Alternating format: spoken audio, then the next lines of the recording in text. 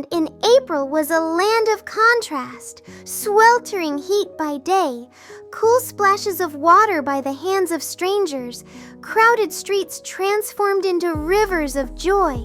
Songkran had arrived, and with it came the illusion of peace. But not for JulietAlpha. To most, she was just another tourist. Dark sunglasses, soaked hair, dressed like she belonged in the chaos.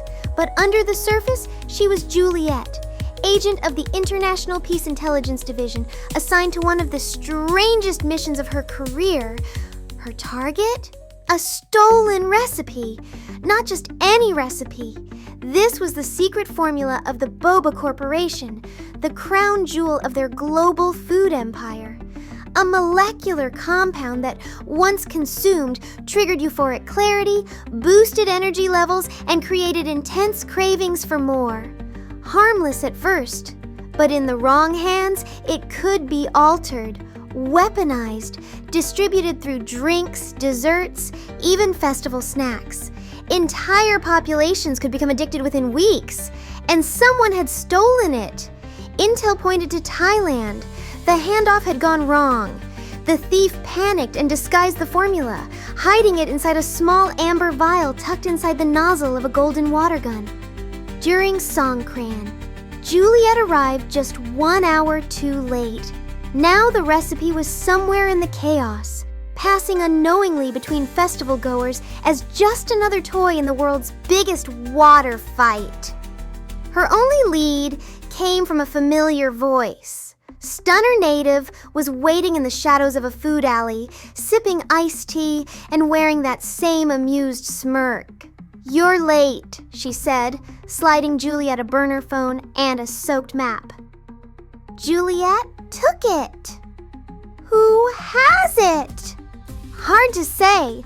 Word is, Mogu got it first. Those loud streamer twins, but it's been bouncing around like crazy. Juliet didn't curse. She didn't have time. The longer the formula stayed loose, the higher the chance it would be consumed. Or worse, extracted and sold. She headed into the crowd, eyes scanning. It didn't take long to find Mogu. They were splashing each other in the middle of a foamy parade, laughing wildly and shouting into their phones. One of them had the golden water gun, unmistakable. Juliet approached carefully until a flicker of red stopped her. Red dress, red heels, red lips. Ellen, she was moving through the crowd like a dancer, precise, untouchable. Once part of Juliet's world, now a ghost. Rumors said she'd joined the Boba Corporation's Shadow Division, the very people who wanted the recipe back, or to silence anyone involved in its theft. Juliet hesitated. The gun was passed again. A boy took it, then dropped it. A woman scooped it up. A tourist traded it for a water balloon bazooka. It was chaos, and the formula was vanishing into it. Juliet moved fast. She messaged Leo, her tech liaison, who began tracking heat signatures and crowd patterns from a rooftop cafe. Scarface 1988 joined the hunt from the shadows, blocking alley exits and deterring anyone who got too curious. Kwang Ploy handled the rooftops with sniper-like accuracy, firing precision shots at decoy targets. Bonbon, of course, arrived uninvited. She leaned over Juliet's shoulder and whispered, "The recipe, it changes people. You can't let them drink it." "Thanks," Juliet muttered, helpful as always. The trail picked up again near the temple square. A tourist named Kirstel now held the gun, completely unaware. She danced through the crowd, spraying water at anyone nearby, golden nozzle gleaming in the sun. Juliet closed in quickly, weaving through soaked partygoers, ready to end the mission. Then, a water balloon slammed into her face. Juliet stumbled back, blinking through the splash. On the sidelines, Vixen laughed with her hands raised. "You look too serious," she said with a wink, before disappearing into the crowd. Juliet spat out water, wiped her face, and kept moving. But the gun and the formula were already gone. Word came through Leo's comms. bad news. It's been claimed again, he said, as a prize for the Songkran Grand Match. Juliet's breath caught. The finals? Yes, biggest water war in Chiang Mai. Dozens of teams, thousands of players. And the formula? Still inside. The rules were simple. 1 water gun, 1 champion, total mayhem. And Ellen was already on the main stage. Juliet arrived just as the opening drums pounded through the square. Neon lights lit the water-soaked plaza. Foam sprayed like mist. And the crowd roared in anticipation. But at the center of it all stood Ellen, holding the golden gun like a queen about to be crowned. They locked eyes. It wasn't the first time they'd faced off.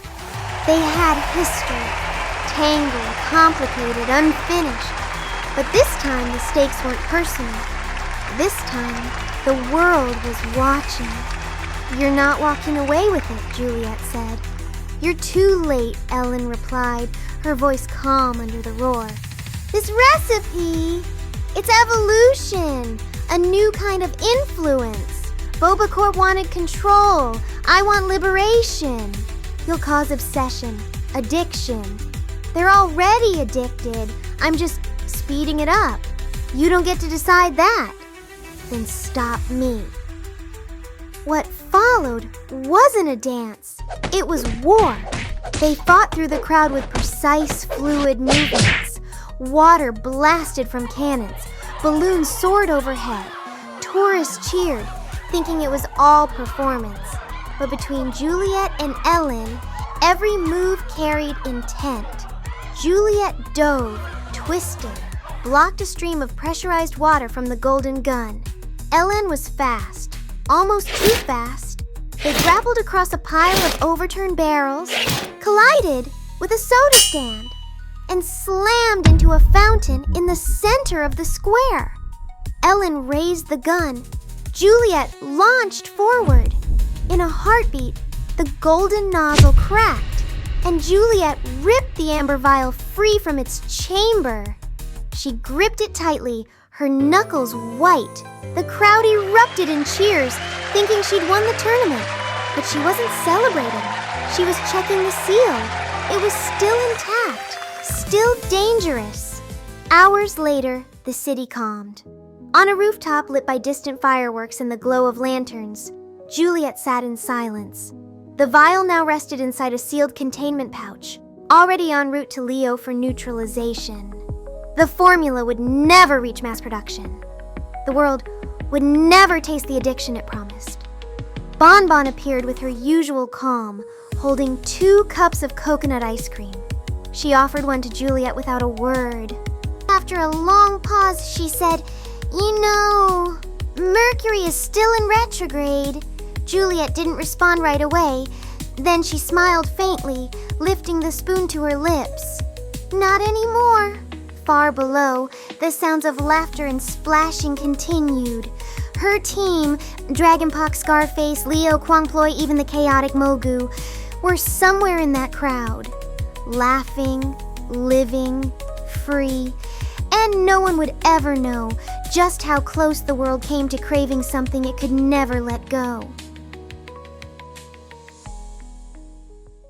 The city had settled. Lights flickered across the rooftops. The splash of water had turned to distant laughter, and the mission for everyone else was already over. Orf stood quietly near the edge of the rooftop, hands in her pockets, hoodie damp but untouched by battle. She'd come late, too late. She wasn't there for the chase, not the moment the gun was retrieved, not the final water duel on the stage, and definitely not when the group came together, dripping, tired, and laughing like they'd survived a storm only they could understand. She had left once. Now she was back. But the timing was off, just enough to miss the chapter entirely. Juliet stood surrounded by the others, ice cream in hand. Dragonpox was miming slow-motion action moves. Bon Bon was probably predicting someone's horoscope again. Even Vixen was reloading balloons just in case. Orf lingered a few steps away. She looked like she wanted to walk over, say something, join in. But she didn't. No one pushed her away. But no one pulled her in either. Not this time. So she stayed in the corner for a while, watching with a faint smile. Then, with a quiet sigh, she turned, tugged her hood up, and started heading toward the stairwell. Just as she reached the door, someone behind her laughed louder. Perfect punchline to a joke she hadn't been part of. She paused, then smiled to herself just a little. She'd be on time next time. She'd earn her place in the next story. Maybe.